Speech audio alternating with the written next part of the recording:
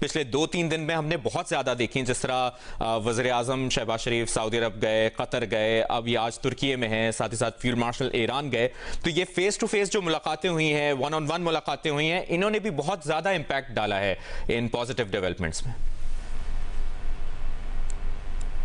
शाहजेब जी, मुझे जाहिर है पाकिस्तान की जो क़यादत है वो डायरेक्ट थी ईरान की भी टॉप क़यादत के साथ और अमेरिका की भी टॉप क़यादत के साथ, तो उसके तो असरात हमें बहरहाल अब नजर आ रहे हैं। देखिए, जो मामला है उसमें ये चीज आगे बढ़े उसका इसमें ईरान का भी बहुत फायदा है। एक एस्टिमेट के मुताबिक साल हर साल से जो पाबंदियां हैं तकरीबन 47 बरस हो गए, उसमें ईरानी की मईशत को तकरीबन $1 ट्रिलियन का, 1000 अरब डॉलर का नुकसान हो चुका है, क्योंकि ऑयल एंड गैस से माला माल है ईरान, मगर ब्लैक मार्केट में उन्हें अपना ऑयल एंड गैस बेचना पड़ता है। मैक्सिमम 1.7 से 2 मिलियन बैरल तक वो बेच पाते हैं। सऊदी अरब 10 मिलियन बैरल तक बेच पाता है। इसके अलावा मुत्तहिदा अरब अमारात जो बहुत छोटा है ईरान से, ईरान की बहुत ज्यादा आबादी है, वो तकरीबन 3-3.5 मिलियन बैरल तक तेल बेच पाता है। इराक ज्यादा बेच पाता है, बहरीन।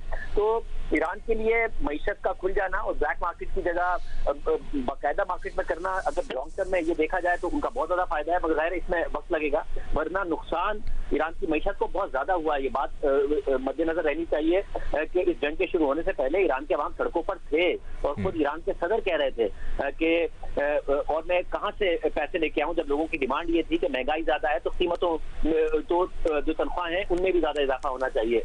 तो ईरान को $20 अरब मिल जाना ये एक बड़ी खबर होगी, जैसा कि एक्सियोस रिपोर्ट कर रहा है, और जवाब में स्टॉक फाइल के कोई डील हो जाती है।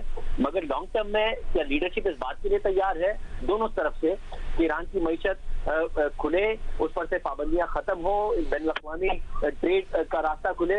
ये अब देखना होगा, क्योंकि खामनाई की हद तक एक हमें नजर आता था कि लीडरशिप ऐसी थी जो कि पासदारान इन्क़िलाब को भी, मजहबी तबके को भी और मॉडरेट्स को भी सबको एक साथ मैनेज कर लेते थे।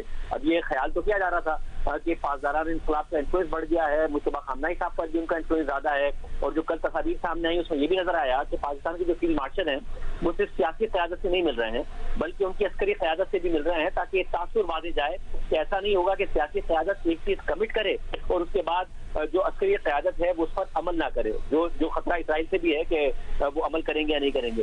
तो यहाँ अब जरूर नजर आ रहा है कि कम से कम ये जो कमिटमेंट हो रही हैं जिसमें पाकिस्तान इन्वॉल्व हुआ है, और पाकिस्तान की फील्ड मार्शल की तकरीबन ईरान में जाकर सभी से मुलाकात हुई है, तो ईरान की तरफ से एक यूनिफाइड पैगाम है कि हम सभी चाह रहे हैं कि इस वक्त ये डील हो जाए और ये जंग खत्म हो जाए। आगे जाके मामला कितने बदलेंगे कि ईरान मुकम्मल तौर पर जो है ये मामला ठीक हो, ईरान के जो साल से उनकी मईशत का नुकसान हुआ है, ये अब देखना होगा। सही। जनरल साहब,